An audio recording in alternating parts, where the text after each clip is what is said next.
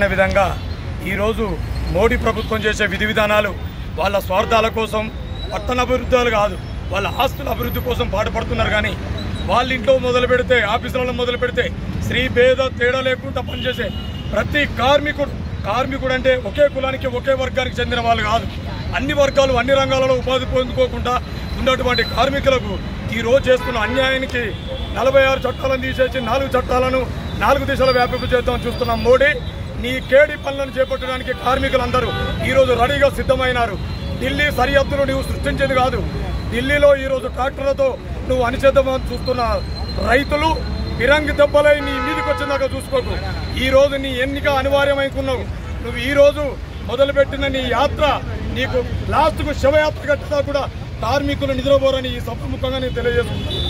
ఈరోజు కార్మికులను నువ్వు మర్చిపోతే, ఈరోజు నీ ఇల్లు కట్టింది కార్మికుడే, నీ భవనం కట్టింది కార్మికుడే, గుడి కట్టింది కార్మికుడే, బడి కట్టింది కార్మికుడే, చర్చి కట్టింది కార్మికుడే, మసీదు కట్టింది కార్మికుడే.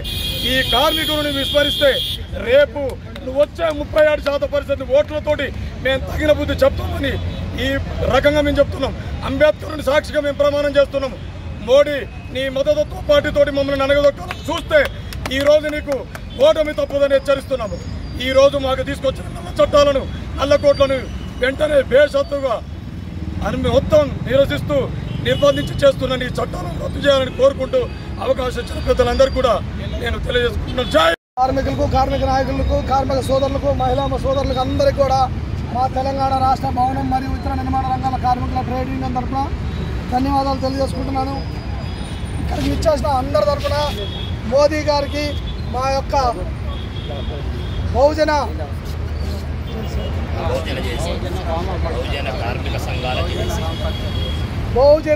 వామపక్ష కార్మిక సంఘాల జేఏసీ వారి తరఫున ఉదయపూర్వక వందనాలు తెలియజేయడమే కాదు, మోదీ గారు కూడా ఒక వార్నింగ్ ఇస్తున్నాము. మోదీ గారు బాగా గుర్తుపెట్టుకోండి, మీరు ఎన్నో ఎదిరించి పైకి వచ్చుండొచ్చు, కానీ కార్మిక చట్టాలను తీసివేసి కార్మికుల శ్రమను దోచుకుంటూ మీరు ఎదగాలనుకుంటున్నారు. ఒక భూమండలానికి ఒక శాసనంగా ఎదగాలనుకుంటున్నారు. అది మీకు మీ భవిష్యత్తుకి మంచిది కాదు. మా కార్మికులు అందరూ కూడా ఓటు శాతం చూసుకుంటే 35% ఉంది దేశవ్యాప్తంగా. అన్ని ప్రాంతాల్లో, అన్ని జిల్లాల్లో, అన్ని రాష్ట్రాల్లో ఓటు రూపంలో మిమ్మల్ని వ్యతిరేకిస్తూ మిమ్మల్ని ఓడగొట్టే రోజు ఖచ్చితంగా వస్తుంది. కార్మిక చట్టాలను తీసివేసిన వాళ్ళు ఎవరు కూడా భూమండలం మీద చరిత్రకారులైనట్టు లేదు. మీరు చరిత్రహీనులుగా మిగిలిపోతారు. కాబట్టి అందరి తరఫున ఖబర్దారు చెప్తున్నాం. మీకు మీ పార్లమెంటు భవనం కట్టిన వాళ్ళు కానీ, లేదా సచివాలయాలు కట్టిన వాళ్ళు కానీ మా భవన నిర్మాణ రంగాల కార్మిక సోదరులే.